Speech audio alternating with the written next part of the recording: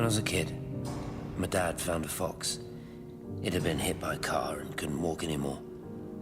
My mum went spare, of course, made him keep it in the shed. He was already slipping away from us then. He spent hours with that fox, telling it all about Italy and the villages they bombed there. I was jealous, I think. That the fox got more of my dad than I did. But it was dying, that was clear. So one day, I snuck out, took it a sandwich for food. I was only 8. When it bit me, I remember the anger, the shock, the hurt. Running in, screaming from the garden. My mum panicking about rabies. My dad beat it to death with a spade. Later I found him crying. I'd done it, Ken's son. That's what he said. I'd done it, Ken, it was hurting you. That's just a poor, dumb, dying animal. It doesn't know it's hurting us. Christ help us, it's left the valley. It's everywhere now. It's been 3 hours since the planes went over. I haven't been able to reach anyone on the shortwave. I'm beginning to think I may have made a terrible miscalculation.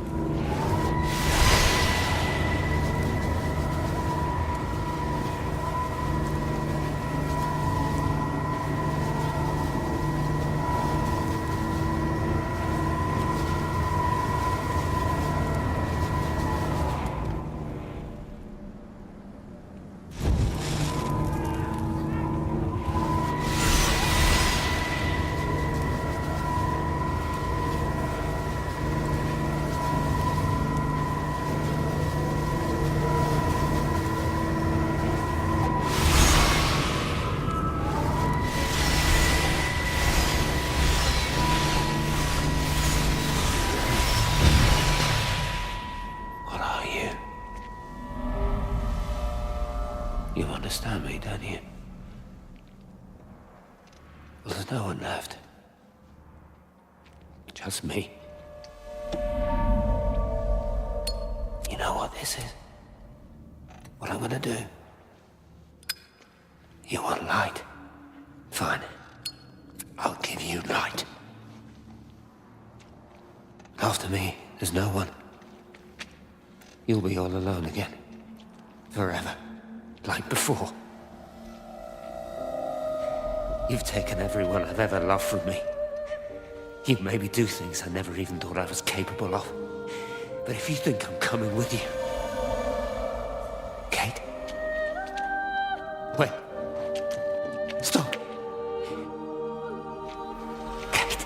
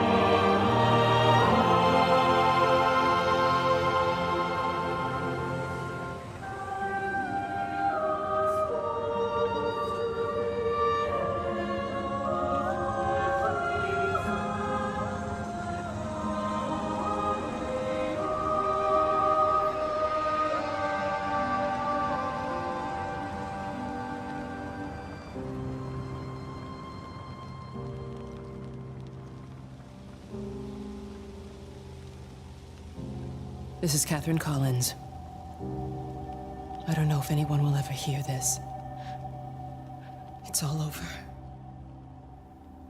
I'm the only one left.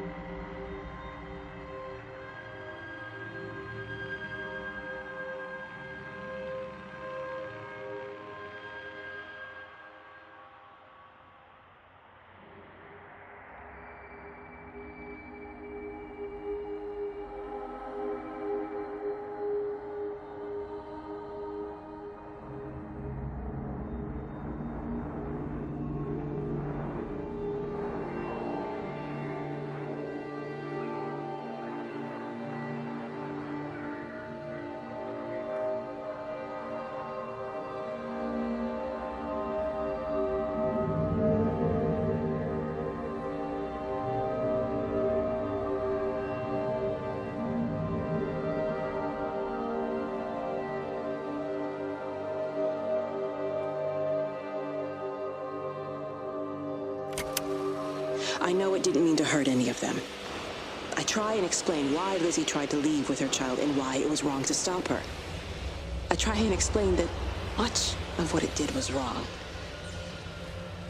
It shows me Stephen and Lizzie together. And I'm happy for them. Frank walks his fields with Mary. Wendy and Edward nest together in the orchards of their love. Jeremy lies at peace with his God at last.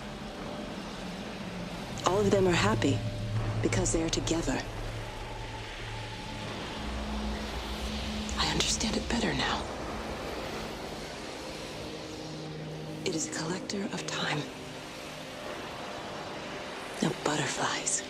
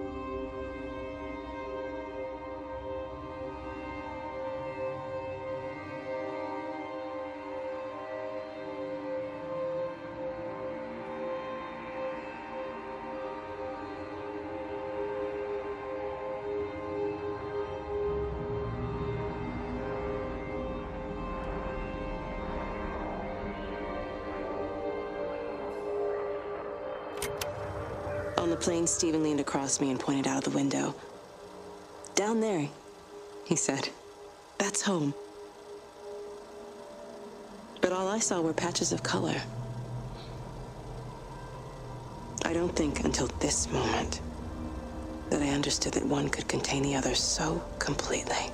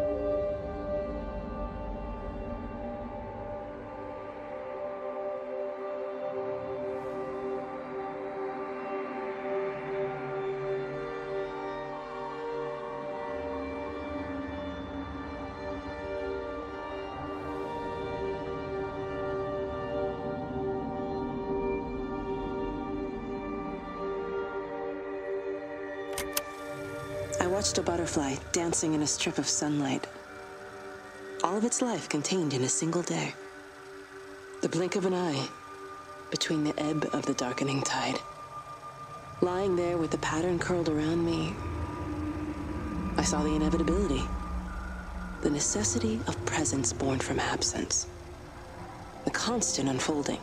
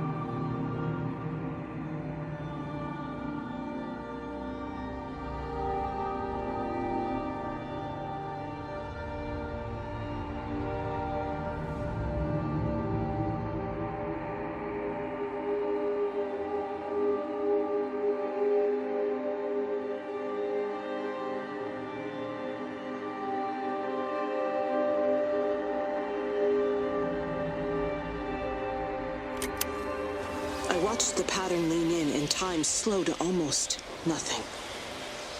I saw the flame leap from Stephen's hand and the moment hang in the air forever. I watched his face, and in the last second, I almost believe he saw me.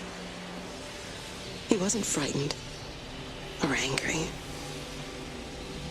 I remember his expression, just like I remember it from the first time Early that morning, when he woke and, still half sleeping, said, "God, I love you."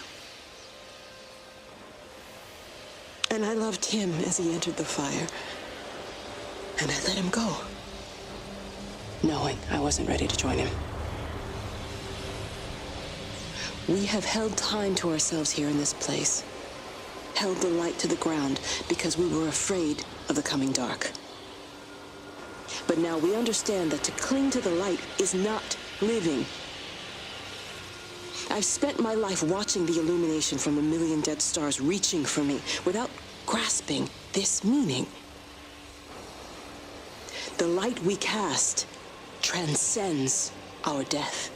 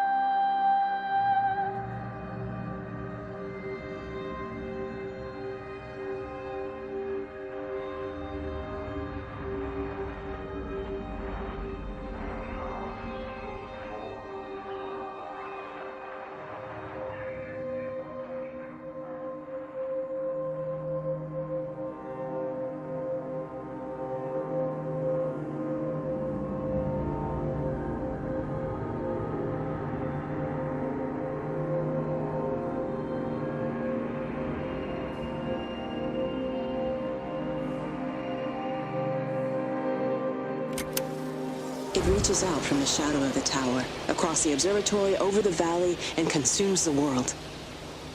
Everything is light now. Everything has come to rest. The world is scored by the traces we carved into it. Our presence is everywhere, the bridge joining our stories. This world existed before we came to it, and it will continue without us. In the empty fields and houses, our traces radiate, and others will come to dance in the light we cast.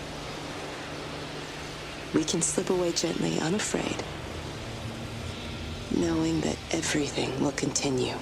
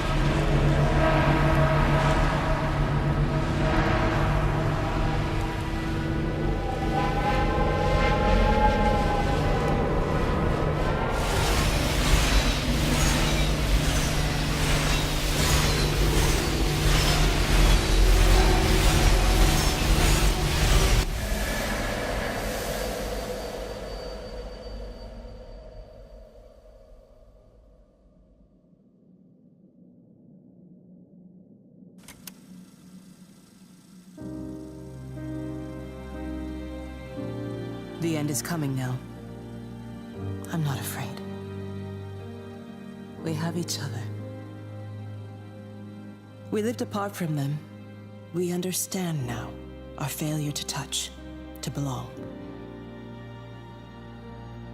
But it doesn't matter anymore. Everybody is gone, and we will join them. We are born apart, driftwood on the banks of an endless dark ocean, and we will be carried away by the swell soon enough. But in between, in the single day of living, that dancing in a strip of sunlight, we can find what we miss. The love that makes us whole. The imminence. Everybody found their other. This pattern is mine.